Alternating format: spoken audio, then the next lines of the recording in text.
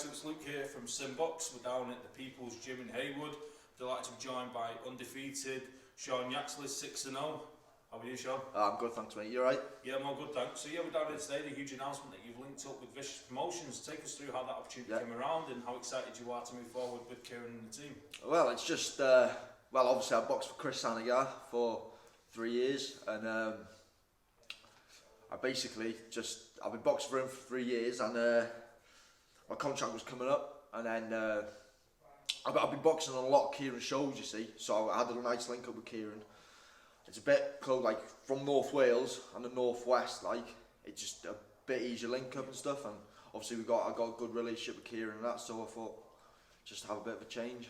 As we know with Kieran, he's young, he's ambitious, isn't he? Yeah. So that's what I'm saying with Kieran. He's very young, very ambitious, and he's looking to progress himself and his fighters to get the best name for himself. Do you know what I mean? So yeah, absolutely. So recently, not recently as such, but we spoke about the fact that your last couple of fights were on Kieran Farrell shows. Yeah. Your last couple of fights against Dan Little and John Arden. 2 performances, 2 wins. It feels like a lifetime ago now. Yeah. So how have you managed to keep busy during the pandemic, keeping motivated and keeping focused? It's been hard, but like you got to keep focused, don't you? You know, like in case you do get a call up and that. But I was lucky over like Christmas. I had a few sparring sessions with Anthony Fowler. So obviously, you know, you're sparring Anthony Fowler, you have to stay fit anyway. So that helped me a bit, and just keep ticking over with a bit of sparring and stuff. Just to keep fit and keep on top of things, just in case the phone call goes. But it is hard, isn't it? But yeah, do you struggle at points? Like say with your diet or with focus, and at times it felt like there was nothing on the horizon, no opportunities coming. So do you struggle at any points? Not with the training, but more with the dieting.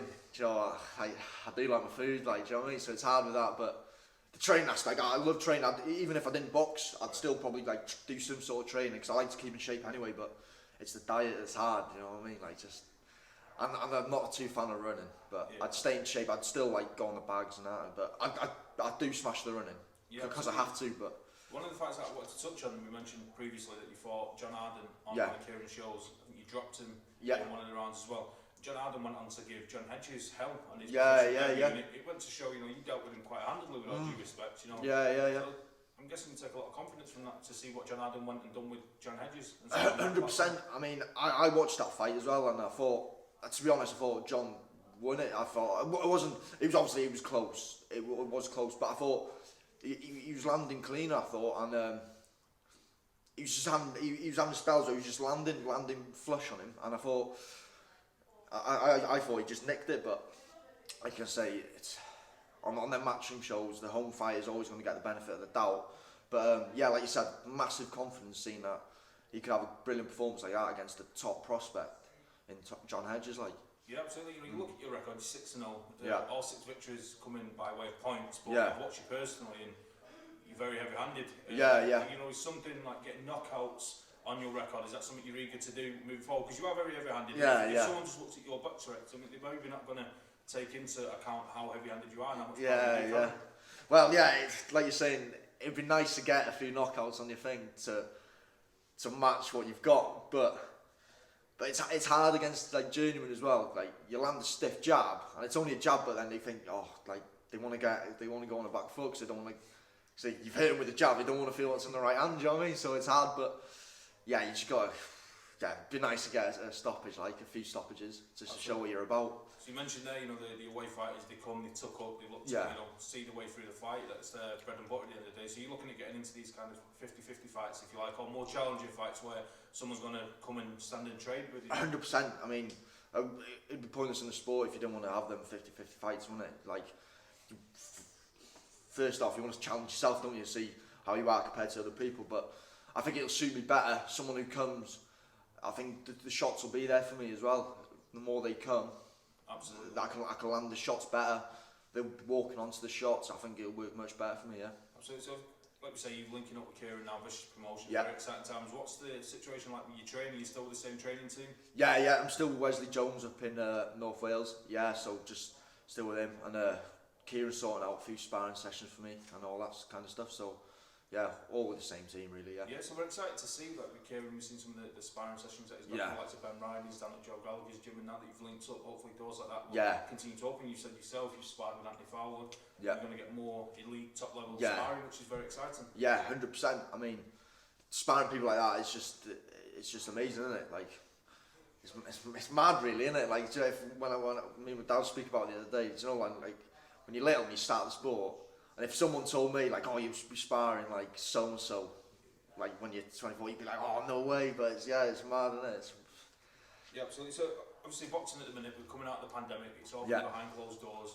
What's your thoughts? Firstly, as a fan, and then also as a boxer, how do you feel you'd adapt to fighting behind closed doors, no fans, very eerie kind of setup? And how have you found it watching it on TV? I think it's hard to know it. It's hard to know it until you're actually in there. But I mean, when you in some of these places when you go away sparring, that's what it's like anyway. So you know, people saying, oh, it's eerie and the fans and that, but like people are used to it in sparring. You don't have fans when you spar, but people still spar. So it is a bit like that when you go sparring. Sometimes it is very eerie. People turn the music off sometimes. But some of the gyms don't. Some like blasting the music, but some gyms music off. And it's very eerie, just the two camps there, and it's very thing. So I don't think, in that thing, it's... So you got a bit of experience. Yeah, but I think it's the same for anyone, but until you're there, you don't know either, do you? Like, you know, as well, you do land a good right hand, and then you got the crowd cheering behind you, you think, oh, and it pushes you on, so it's a catch-22 really, isn't it? But... I do quite like watching it as well, with like, because you can hear every shot, can't you? So it's like, you know, when they sink a good body shot in, sometimes you don't notice stuff like that as much as, but when the crowd's not there, you can hear it more, can't you? But it will be nice when the fans get back to it. Yeah, absolutely. I think it's just normality. That's it. Yeah. But then you see somebody like, off the top of my head, Josh Warrington. He's got such big support, and you see him go in there. And maybe it was a bit of ring rust, but he said himself that it was a bit of a shock to go out. And he's used to seeing 10, 20, 30,000 fans in front of him, and there was nobody there. And you could see that even somebody as experienced as him, you know, multi-world champion. And he kind of got stage fright, if you like. Yeah, he did. He did get a bit of stage fright, but as well, I think his opponent was all wrong for him in the first place as well, to be fair. But with the crowd there, would it be different? It might have been totally different. You don't know. We can see, hopefully, if we get that rematch later hopefully. Yeah, so with you're a proud Welshman, of course. Yeah. Is teaching Kieran a bit of Welsh? Is that on the list of things to do? I mean, he's already started a bit, and so I'll have to teach him a bit more. Yeah, but he's doing all right. Yeah, I'll have to teach him a bit of Welsh. Absolutely. And as a Welshman, your countryman Liam Williams is coming in for the final, getting the world title with Demetrius Andre. I'm sure you're very proud of him as a Welshman. And do you think he's going to go in there and get the job done? I really hope he does. Because he's been looking impressive in recent performances, and he is a bit of an animal, like, isn't he? But going over to the States and beating a current champion in the States, how many British fighters do that? It's a massive ask. I think he could do it. He's got power. He's got the strength and everything, but it's a bit. Form as well. Yeah, exactly. Yeah, and his form, he is. And especially since moving to the England gym as well, he's improved massively. But like I said, going to America, it is different over there, isn't it? It must be, because hardly anyone win. I can't think of much on top of my head. I go there and beat a champion. I remember James DeGale winning over there, but he didn't beat Andre Durrell. Well, he beat Andre Durrell, didn't he? But Andre Durrell wasn't the champion, was he? He was a vacant. See, I can't think of many on top of my head who. Yeah, it's difficult. Something for the watchers to go. That's it, yeah. But I really hope he does it, like, Yeah, absolutely. So going back to yourself, you can see that you're in good shape, as you say. You don't struggle with the training. What's the optimum weight for you? What are we looking at in terms of divisions moving forward? Because you're still growing. You're only young. You're 24. Yeah, 24. I'd say super welter. I'm gonna be so I think I'd be quite a nice size for super welter. Do you know? I was gonna say push for welter, but whether I'd be strong at that, I don't know. So you'd be huge at welterweight. Yeah, that's what I mean. I'd be massive, but I think it'd be too much of a push, I think. Yeah. So final word with you, Sean. You linked up with a new manager. Exciting times with Kieran Farrell, Vicious Promotions. What does 2021 hold for Sion Yaxley moving forward? Obviously, first off, just getting out fighting. Really, and just take it as it comes. Hopefully get out fighting as much as we can. I know Kieran's got a few plans for that, for getting me out. So hopefully, and then push on then for good 6, 8 rounders, 10 rounders, hopefully, and then hunting titles then, yeah. That's it, exciting times. So guys, make sure you check out Sion Yaxley across social media.